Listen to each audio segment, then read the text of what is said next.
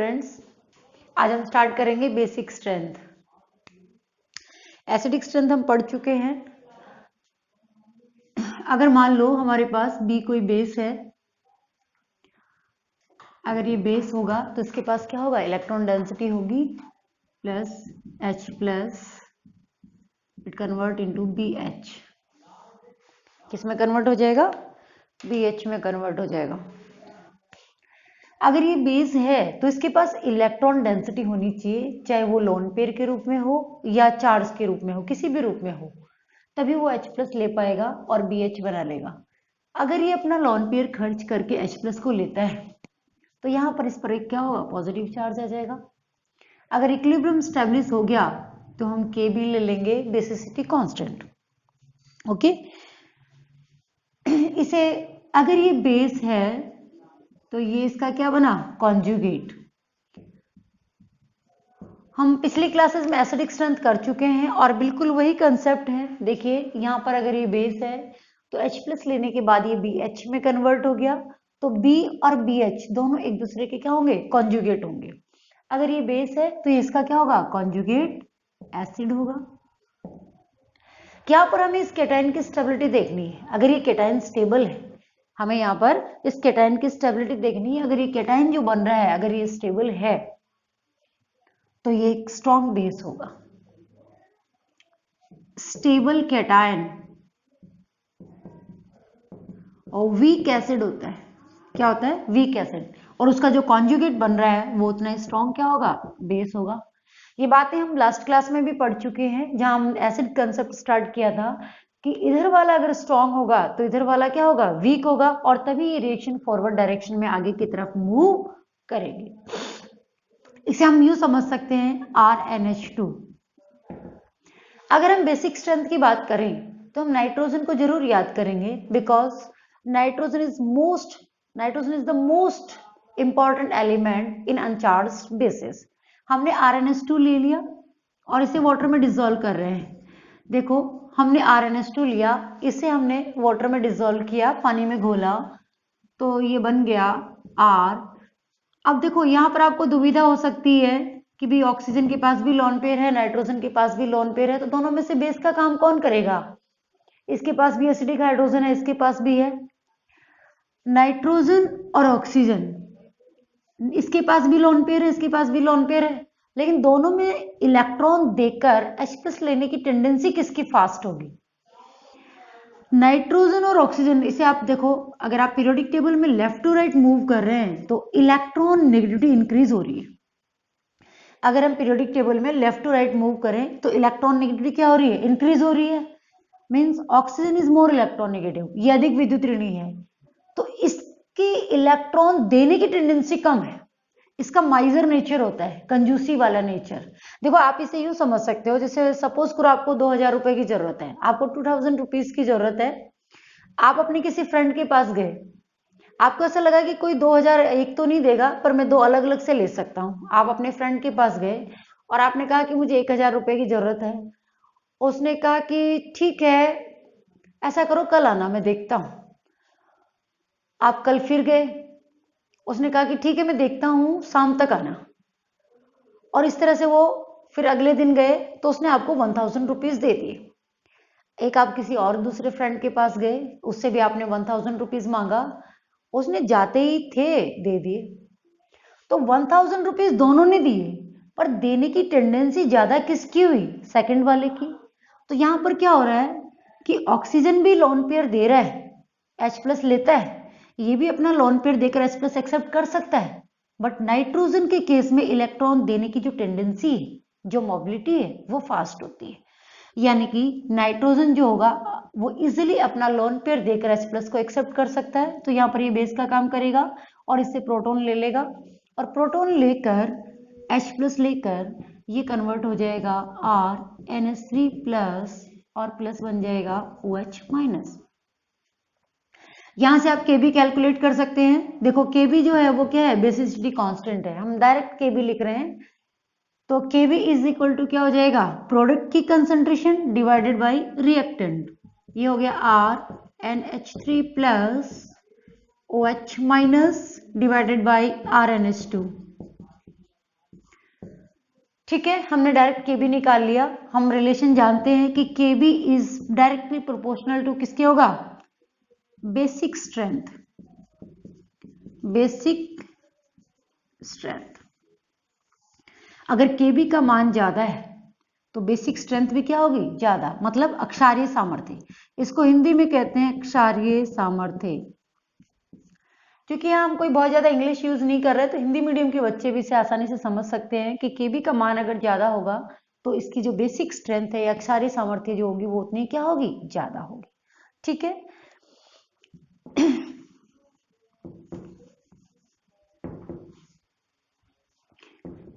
एक बार हम इसको और रिवाइज कर लें कि अगर मान लो हमारे पास कोई बेस है और हमने H+ दिया, तो H+ लेने के बाद ये कन्वर्ट हो गया BH में। ये जो बना ये इस बेस का कॉन्जुगेट एसिड बना है। तो आपको जब भी आप बेसिक स्ट्रेंथ निकाल रहे हैं न्यूट्रल स्पीसीज में, तो आप इस कैटायन की स्टेबिलिटी चेक करेंगे। क्या करेंगे, इस कैटायन की स्टेबिलिटी चेक करेंगे, क्योंकि हमारे पास एक रिलेशन है स्टेबल कैटायन और वीक एसिड। अगर ये कैटायन स्टेबल है तो ये वीक एसिड होगा और उसका जो कॉन्जुगेट होगा वो उतना ही स्ट्रॉन्ग क्या होगा, बेस होगा। देखो, अगर ये कैटायन जो बना है वो अगर स्टेबल बना है तो ये रिएक्शन फॉरवर्ड डायरेक्शन में मूव करेगी, क्योंकि दुनिया में जितना भी लॉ है, नियम है या हर काम जो हो रहा है वो स्टेबिलिटी गेन करने के लिए ही हो रहा है। तो इधर जो बन रहा है वो अगर स्टेबल बन गया तो रिएक्शन इसी डायरेक्शन में मूव करेगी। यहां पर ध्यान रखें वो स्ट्रॉन्ग बेस है और ये ज्यादा स्टेबल है। स्टेबल होना और स्ट्रॉन्ग होना दो अलग अलग चीजें हैं। ये एक आदमी है, पहलवान है, स्ट्रॉन्ग है। क्या है ये, स्ट्रॉन्ग है, और इसके सामने ये एक हड्डी हुसैन है। ये अपनी औकात जानता है, ये वीक है। क्या है, ये वीक है, और ये कैसा है, स्ट्रॉन्ग। बट ये स्टेबल है। ये क्या है, ज्यादा उछल कूद नहीं करेगा, स्टेबल है, और ये स्ट्रॉन्ग है। तो ये क्या है, अनस्टेबल है। तो हमेशा ध्यान रखें, स्ट्रॉन्ग होना और स्टेबल होना दो अलग अलग चीजें हैं। तो जो स्ट्रॉन्ग होगा वो अनस्टेबल और जो वीक होगा वो स्टेबल। आ गई बात समझ में?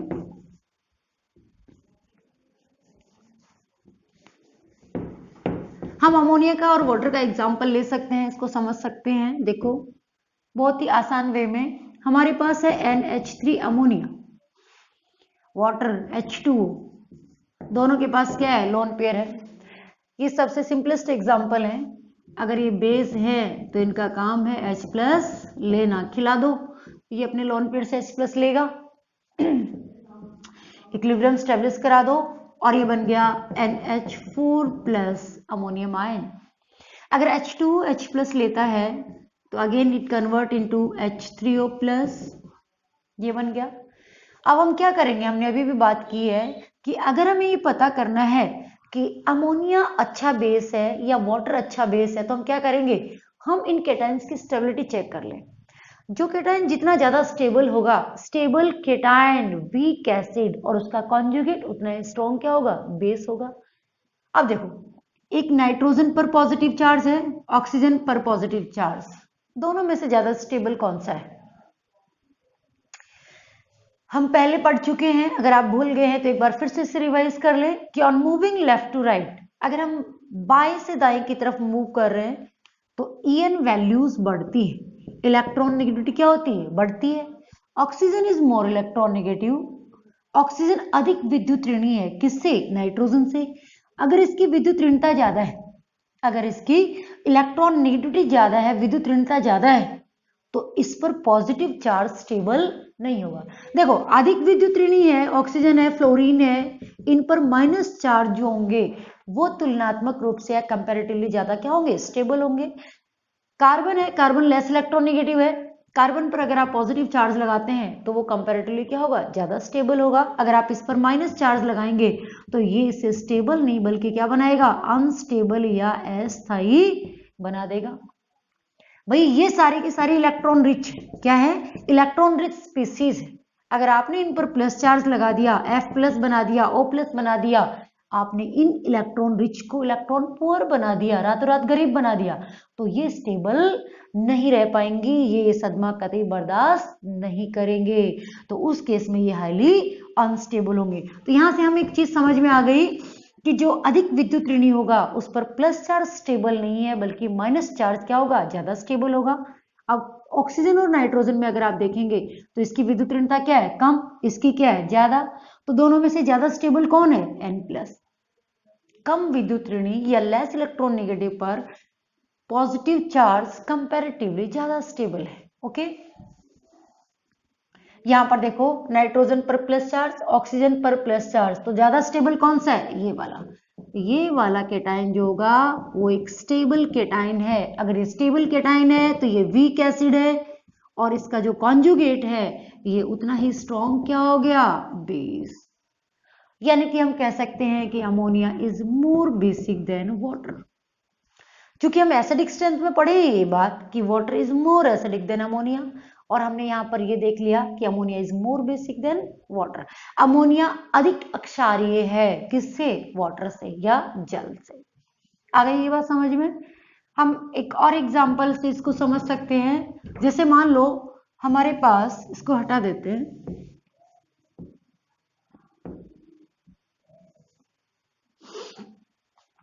मेरे पास है CH3OH, छोटा सा एग्जाम्पल H2O, ये बहुत ही कॉमन एग्जाम्पल है, छोटे छोटे एग्जाम्पल्स हम ले रहे हैं, और फिनोल। हमने इनकी एसिडिक स्ट्रेंथ तो देख ली, अब हम इनकी बेसिक स्ट्रेंथ देखें। अगर ये बेस है तो बेस का काम है अपना लोन पेयर देना या इलेक्ट्रॉन देकर H+ लेना। खिला दो इनको सबको H+ H+, और इसको भी खिला दो। यहां पर क्या होगा, सीधे सीधे बना दो, ठीक है। ये H+ लेगा, ये भी अपने लोन पेयर से H+, और ये भी लोन पेयर से H+। Now it convert into CH3OH, एक H+ लेगा, ये क्योंकि ऑक्सीजन अपना लोन पेयर खर्च करके H+ ले रहा है, ये तो न्यूट्रॉन प्रोटॉन है, इसके पास कुछ भी नहीं है, तो वो अपनी जेब से क्या कर रहा है, खर्चा कर रहा है, तो इस पर क्या आ जाएगा, एक पॉजिटिव चार्ज। ये बन जाएगा HOH, और एक H और जुड़ गया, पॉजिटिव चार्ज। ऐसे ही ये है, ये बन जाएगा बेंजीन रिंग, OH और H, इस पर भी क्या आ गया, पॉजिटिव चार्ज आ गया। अब हमें ये देखना है कि इनमें ज्यादा स्टेबल कौन सा है। हमने सबके केटाइंस बना लिए, अब आपको इन केटाइंस की स्टेबिलिटी चेक करनी है कि कौन सा ज्यादा स्टेबल केटाइन है।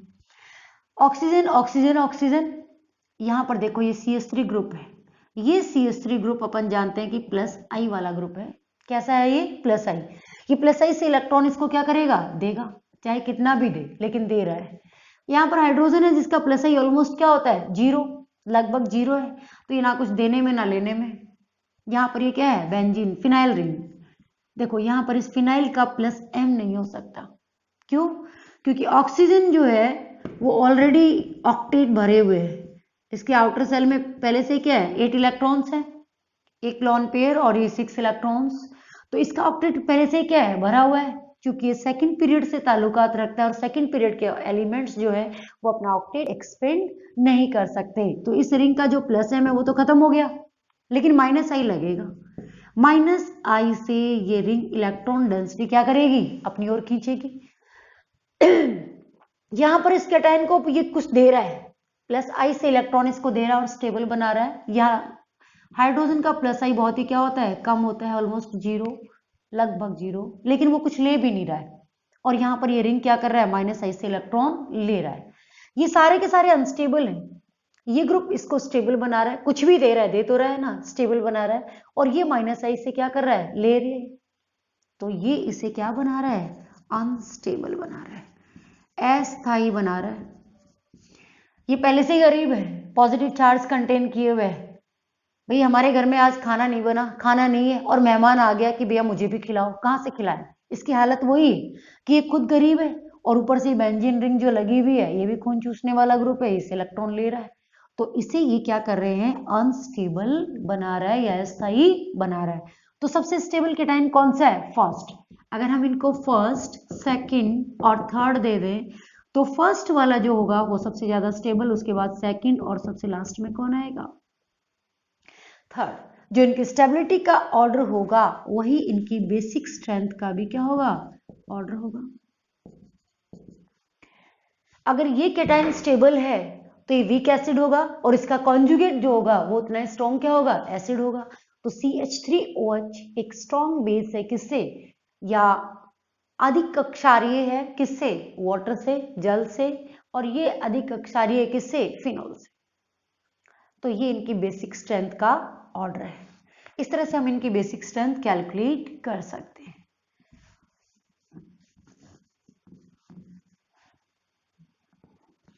तो जब भी हमें कोई न्यूट्रल स्पीसीज दी जाए, उदासीन टाइप का दिया जाए, तो H+ खिलाओ और H+ खिलाने के बाद जो कैटाइन बनता है आप उसकी स्टेबिलिटी चेक करो। जो जितना ज्यादा स्टेबल होगा वो उतना ही वीक क्या होगा, एसिड, और उसका कॉन्जुगेट उतना ही स्ट्रॉन्ग क्या होगा, बेस होगा। कुछ और एग्जांपल्स, NaOH है हमारे पास, NaH। इनकी बेसिक स्ट्रेंथ का ऑर्डर बताना है। बेसिक स्ट्रेंथ हिंदी में कहते हैं क्षारीय सामर्थ्य। क्षारीय सामर्थ्य हमारे पास NaOH है, हमारे पास NaH है। देखो ये मेटल हाइड्रोक्साइड्स है और इन्हें कहते हैं मेटल हाइड्राइड्स। यहाँ Na है और OH क्या है, माइनस। इस Na से हमें कोई काम नहीं है, इसका काम है इलेक्ट्रॉन देना और फिर ये हमारे लिए बेकार है। यहाँ पर NaH, Na+H-। अगर अपन देखें पीरियोडिक टेबल में है लीना केरव सजे, यानी कि हाइड्रोजन, लिथियम, सोडियम, पोटेशियम, तो हाइड्रोजन ऊपर है। अगर अपन पीरियोडिक टेबल में देखें तो on moving top to bottom, ऊपर से नीचे जाने पर इनकी इलेक्ट्रॉन नेगेटिविटी क्या हो रही है, डिक्रीज हो रही है, कम हो रही है। आकार जैसे जैसे बढ़ेगा, साइज जैसे जैसे इंक्रीज होगा, इनकी इलेक्ट्रॉन नेगेटिविटी क्या होंगी, डिक्रीज होती चली जाएंगी या कम होती चली जाएगी। तो हाइड्रोजन की इलेक्ट्रॉन नेगेटिविटी क्या है, ज्यादा है, तो ये क्या हो गया, H-। और सोडियम क्या हो गया, Na+। ठीक है, तो यहाँ पर हमारे पास मेटल हाइड्राइड्स और हाइड्रोक्साइड्स हैं। अगर हम इनकी बेसिक स्ट्रेंथ में कंपेयर करें, देखो देखने में तो आपको ये ज्यादा फैमिलियर लग रहा है, आप NaOH को ज्यादा देखे हैं, ज्यादा यूज किए हैं, और इसलिए आपको ये लग रहा होगा कि NaOH is more basic than NaH, but ऐसा नहीं है। कभी भी आप कोई प्रॉब्लम कर रहे हैं और उस पर एकदम से देखते ही टूट पड़े, मीन्स वो प्रॉब्लम जरूर गलत होगी। आप एक बार जरूर पेन चलाएं और उसको देखें कि हाँ क्या रीजन हो सकता है। NaOH, NaH, यहां पर ये है OH- और यहां पर हमारे पास क्या है, H-। OH- ज्यादा स्टेबल है या H- ज्यादा स्टेबल है, आप इसे किसी भी तरह से देख सकते हैं, साइज से देख सकते हैं, इलेक्ट्रॉन नेगेटिविटी से कंपेयर कर सकते हैं। देखो हाइड्रोजन का साइज है स्मॉल, यहां पर ऑक्सीजन का साइज क्या है, लार्ज। एक बड़े साइज वाले पर नेगेटिव चार्ज और एक छोटे साइज वाले पर नेगेटिव चार्ज। हाइड्रोजन का देखो ये एक ही शेल है, इसमें एक इलेक्ट्रॉन है, आपने H- बना दिया, मतलब एक इलेक्ट्रॉन और आ गया। अब ये हाउसफुल चल रहा है। इलेक्ट्रॉन डेंसिटी इस केस में बहुत ज्यादा क्या हो गई, बढ़ गई। अगर इलेक्ट्रॉन डेंसिटी बढ़ गई तो ये स्टेबल होने की बजाय क्या हो गया, अनस्टेबल हो गया। ये चाहता है कि कोई आए और मुझसे बॉन्ड बनाए और इस इलेक्ट्रॉन डेंसिटी को मैं रिलीज करूं, इस इलेक्ट्रॉन डेंसिटी को मैं रिलीज करूं और अपने आप को क्या कर लूं, स्टेबल बना लूं। तो H+ ज्यादा लेने की टेंडेंसी किसकी है, इसकी है। यहां पर OH- है, ऑक्सीजन इज, इसका साइज क्या है, बड़ा, तो बड़े साइज वाले पर अगर चार्ज है तो कोई दिक्कत नहीं है, वो चार्ज फैला हुआ है, स्प्रेड है।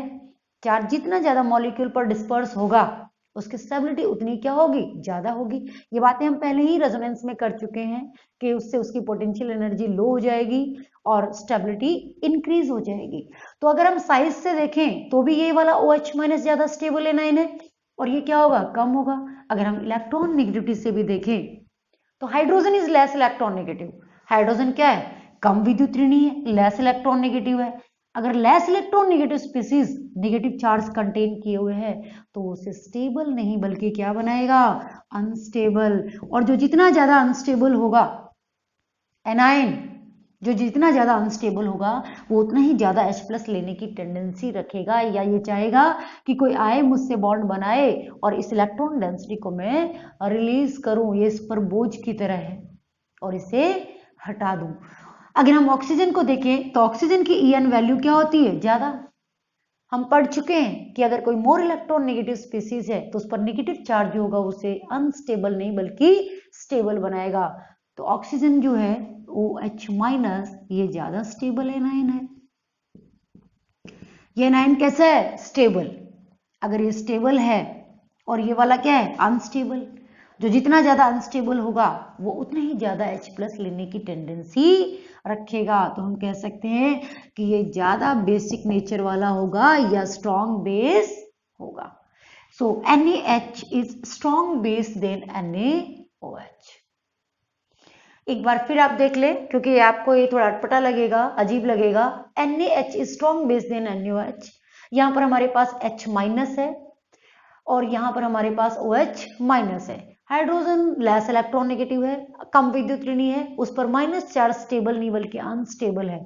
जो जितना ज्यादा अनस्टेबल होगा उसकी रिएक्टिविटी उतनी क्या होगी? फास्ट होगी।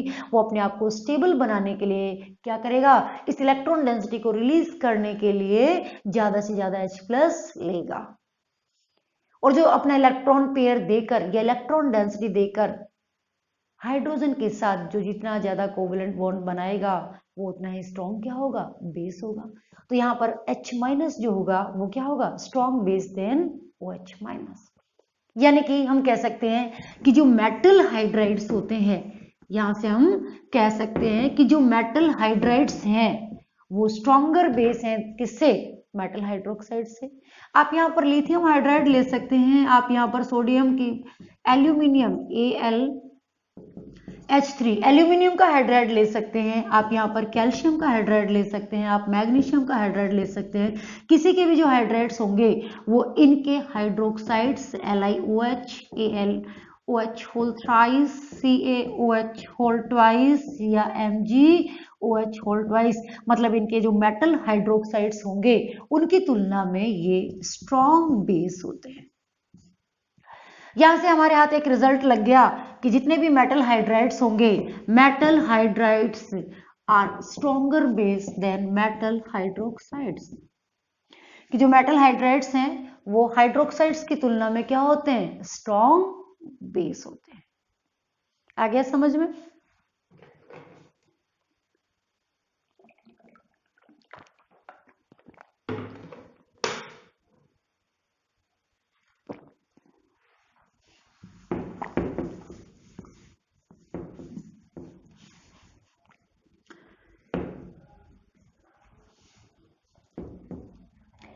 अगर हमारे पास NaH है प्लस H2, हमने इसे पानी में डाल दिया, क्या होगा? Na plus H minus, hydrogen H- के फॉर्म में है। अब ये क्या करेगा? इसमें से H+ लेगा। भाई इसको क्या चाहिए? इसको प्रोटॉन चाहिए। ये चाहता है कि मैं इस इलेक्ट्रॉन डेंसिटी को रिलीज करूं और इसमें से H+ को निकाल लेगा। अगर ये H को निकाल लेता है तो ये कन्वर्ट हो जाएगा किसमें? H2 में। मतलब यहाँ पर H2 गैसेस रिलीज होंगी और साथ में क्या बन जाएगा? NaOH बन गया। ये रिएक्शन इस फॉरवर्ड डायरेक्शन में मूव करेगी, वापस बैकवर्ड नहीं जा सकती। क्यों? क्योंकि इधर जो हमने बनाया है वो कैसा है? स्ट्रॉन्ग बेस है। तो इसके सामने ये क्या हो गया? Weak base. तो स्ट्रॉन्ग वाला वीक को बना सकता है पर वीक वाला स्ट्रॉन्ग को नहीं बना सकता। आ गई बात समझ में? अगर मान लो हमारे पास लिथियम हाइड्राइड है, इसको पानी में डालें तो क्या होगा? लिथियम का हाइड्रोक्साइड बन जाएगा, साथ में H2 गैसेस रिलीज होंगी। अगर आप कैल्शियम का हाइड्राइड लेते हैं CaH2, इसे पानी में डालेंगे H2O, तो यहाँ पर क्या होगा? कैल्शियम का हाइड्रोक्साइड बन जाएगा और H2 गैसेस रिलीज कर देगा। यानी कि हम कह सकते हैं कि मेटल हाइड्राइड्स को जब आप पानी में डाल रहे हो तो मेटल हाइड्रोक्साइड्स बन रहे हैं और H2 गैसेस रिलीज हो रही हैं। मेटल हाइड्राइड्स को जब आप वाटर में डिसॉल्व करेंगे, पानी में डालेंगे, तो यहाँ पर क्या होगा? मेटल के हाइड्रोक्साइड्स बनेंगे और साथ में H2 गैसेस रिलीज हो जाएंगे। आप मेटल हाइड्राइड्स को ऐसे कंपाउंड से रिएक्ट करवाइए जिसके पास एसिडिक हाइड्रोजन प्रेजेंट है। भाई ये M है, ये H- है, तो इसको क्या चाहिए? प्रोटॉन चाहिए, H+ चाहिए। तो आप इसको ROH अल्कोहल से रिएक्ट कराएंगे तो यहाँ पर ये H- क्या करेगा? इस हाइड्रोजन को ले लेगा और क्या बन जाएगा? ये बन जाएगा MOR और प्लस H2 गैसेस रिलीज होंगी। यानी कि अगर किसी भी मेटल हाइड्राइड्स को हम किसी ऐसे कंपाउंड से रिएक्ट कराते हैं जिसके पास एसिडिक हाइड्रोजन है, चाहे वो अल्कोहल है, चाहे वो कोई एसिड है, चाहे वो फिनोल है, चाहे आप इसमें CH3 CH2OH ले लीजिए, चाहे आप किसी को एसिड को ले लीजिए CH3 COOH, चाहे आप किसी फिनोल को ले लीजिए, अगर किसी की भी रिएक्शन आप मेटल हाइड्राइड्स के साथ करा रहे हैं तो प्रोडक्ट विल बी सेम। यानी कि यहाँ पर क्या होगा, ये H- जो होगा वो इसमें से एसिडिक हाइड्रोजन को चुरा लेगा और H2 gases release. Metal hydrides अगर वाटर से रिएक्ट करते हैं तो ये बनाएंगे मेटल के हाइड्रोक्साइड OH-X, ठीक है, और साथ में यहाँ पर क्या होगा, H2 गैसेस रिलीज होंगी। अगर हम मेटल के हाइड्राइड्स को किसी ऐसे कंपाउंड से रिएक्ट कराएं जिनके पास एसिडिक हाइड्रोजन है, सपोज करो अपन ने अल्कोहल ले लिया, अगर हम इथाइल अल्कोहल लें या अगर हम फिनोल लें बेंजीन रिंग OH, या अगर हम कोई एसिड लें RCOH, इन किसी से भी हम रिएक्शन करा रहे हैं, या अगर हम एल्काइन ले लें, एल्काइन के केस में टर्मिनल, एल्काइन के केस में ये जो हाइड्रोजन है वो कैसी है, एसिडिक है, तो इनसे अगर किसी से भी रिएक्ट कराते हैं तो यहाँ पर मेटल जो होगा जहाँ M+H- है वो इनके एसिडिक हाइड्रोजन को ले लेगा और क्या बना देगा, H2 गैसेस रिलीज करेगा और रिमेनिंग पार्ट जुड़ जाएगा और ROM बन जाएगा। अगर हम इथाइल अल्कोहल से करवा रहे हैं तो यहाँ पर क्या हो जाएगा, ETOM, यहाँ पर क्या हो जाएगा, ये बेंजीन रिंग है और यहाँ पर O और ये M आ जाएगा। और इससे अगर कराएंगे, ये वाली हाइड्रोजन एसिडिक है जो ऑक्सीजन से जुड़ी हुई है, ये H- ले जाएगा और ये बन जाएगा RC+O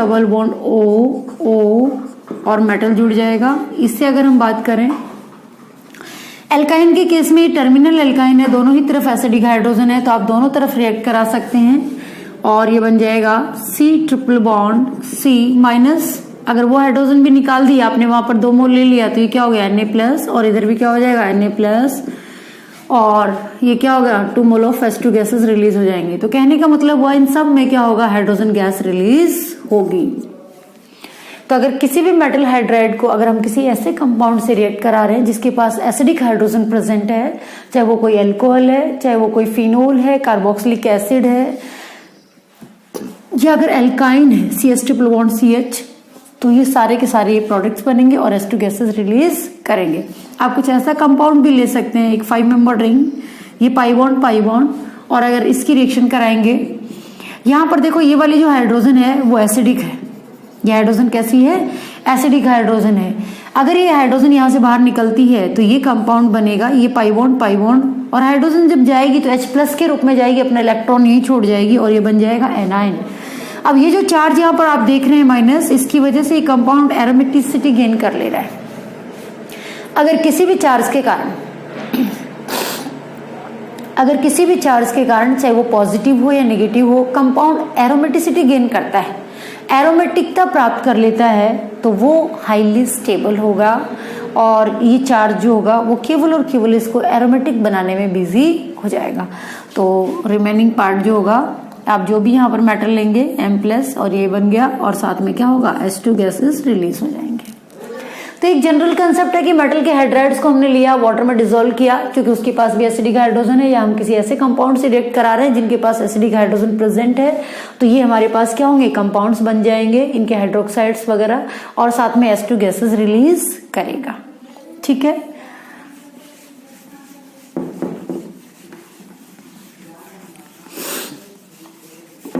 इसी तरह से हम कुछ और एग्जांपल्स भी ले सकते हैं।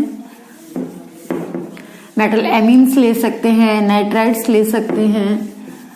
अगर हम एमीन्स लें, क्योंकि ये ऑर्गेनिक में पूछ लेते हैं, कहीं कहीं बेस के रूप में आ जाते हैं, तो वहां हमें बेसिक स्ट्रेंथ पता होनी चाहिए। आगे जब हम रिएक्शन मैकेनिज्म पढ़ेंगे तो ये बेस यूज होंगे, जहां NaOH से काम नहीं चलेगा वहां हम NaOH से स्ट्रॉन्ग बेस लेंगे, तो वहां पर पता होना चाहिए कि ये भी बेस है।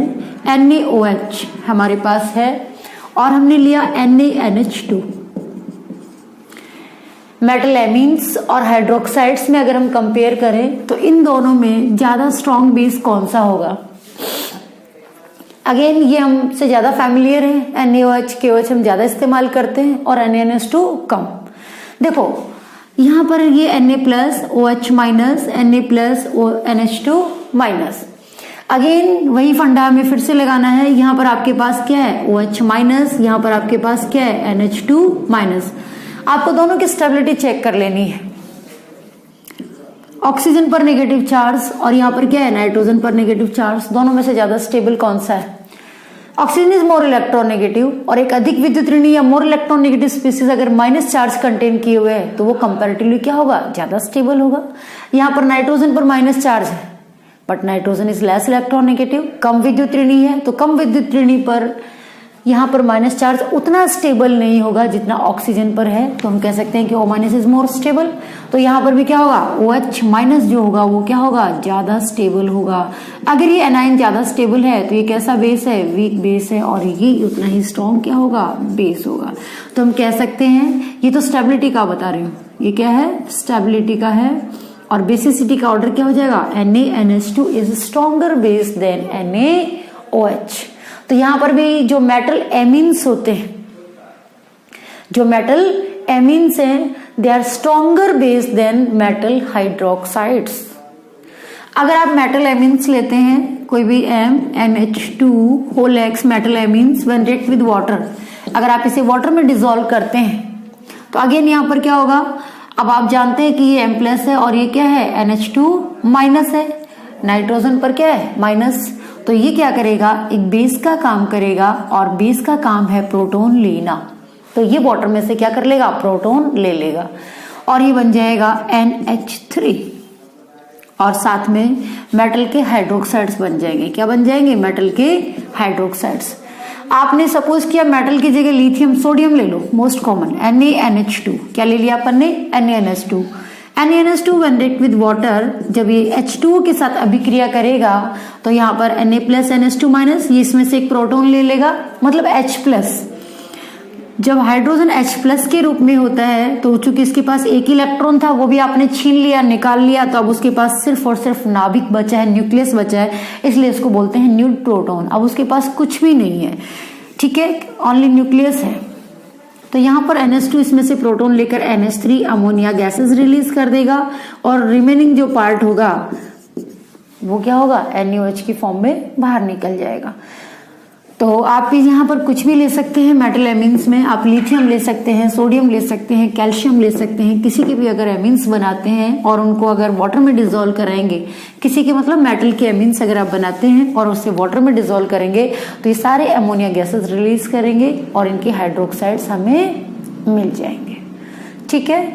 तो ये NH2 NaNH2 और NaH ये सारे बेस चूंकि ऑर्गेनिक केमिस्ट्री में रिएक्शन मैकेनिज्म में इस्तेमाल होते हैं, इसलिए मैं इनको यहां पर एक्सप्लेन कर रही हूं और बता रही हूं।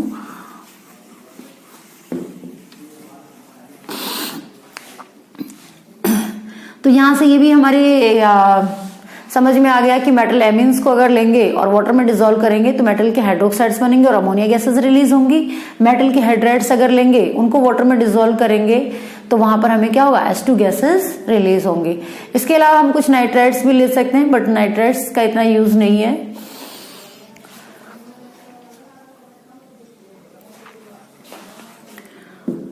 N-3 हमारे पास क्या है? N-3 NH-2 NH2-1 और NH3। अगर हमसे ये पूछा जाए कि इनमें बेसिसिटी का ऑर्डर क्या होगा या बेसिक स्ट्रेंथ आप लिख दीजिए, बेसिक स्ट्रेंथ,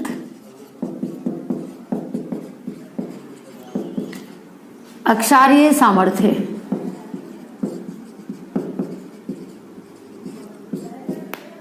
अगर हम इसके बेसिक स्ट्रेंथ या अक्षारीय सामर्थ्य का क्रम देखें, मेटल के नाइट्राइड्स भी इसी तरह से रिएक्शन करते हैं। जब इन्हें हम वाटर में डिसॉल्व करते हैं तो ये भी अमोनिया गैसेस रिलीज करते हैं। वो आपके काम नहीं आएगा, इसलिए अपन सीधे एक प्रॉब्लम ही देख रहे हैं। हमारे पास नाइट्रोजन है अगर नाइट्रोजन पर इलेक्ट्रॉन डेंसिटी ज्यादा होगी, अगर नाइट्रोजन पर इलेक्ट्रॉन डेंसिटी ज्यादा होगी तो वो ज्यादा से ज्यादा क्या करेगा, H+ लेगा। यहां पर -3 चार्ज है, कितना चार्ज है, -3। नाइट्रोजन 3 नहीं है, नाइट्रोजन तो एक ही है, उस पर -3 चार्ज है। ये अब अगर हम इसको एक H+ खिला दें, अगर हम इसको एक H+ खिला दें तो ये बन जाएगा NH, और अब चार्ज कितना रहा, -2। कितना रहा, U बना दो और U दिखा दो अलग अलग। अगर हम इसको एक H+ और खिला दें तो ये क्या बन जाएगा, NH2, और अब -1 ही रहा। और अगर हम इसको एक H+ और खिला दें तो ये किस में कन्वर्ट हो जाएगा, NH3, अमोनिया। तो हम देख रहे हैं कि जैसे जैसे इनको H+ आप दे रहे हो वैसे वैसे ये नेक्स्ट वाले में कन्वर्ट होते जा रहे हैं। तो इलेक्ट्रॉन डेंसिटी सबसे ज्यादा किसमें, इसमें। H+ सबसे ज्यादा कौन ले पा रहा है, ये। तो यहाँ पर इसकी बेसिक स्ट्रेंथ क्या होगी, सबसे ज्यादा, फिर ये और सबसे लास्ट में NH3, अमोनिया। तो ये इनकी बेसिक स्ट्रेंथ का क्रम है। ओके।